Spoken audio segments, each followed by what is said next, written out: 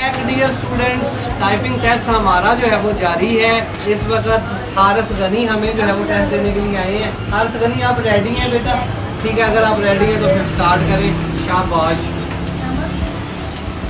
जी, लिखना शुरू कर दिया है हारिस गनी ने। अभी देखते हैं कि हारिस गनी हमें क्या परफॉर्मेंस देता है।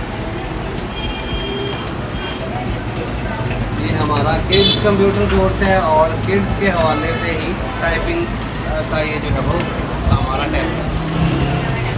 शाबाश,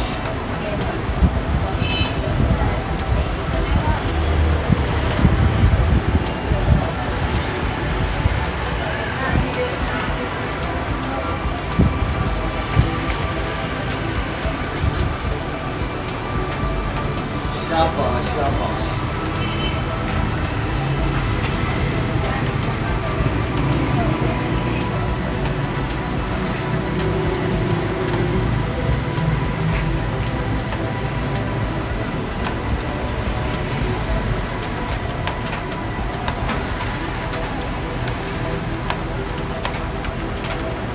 शाबाश बच्चों, दिल लगा के मेहनत करनी चाहिए आपको।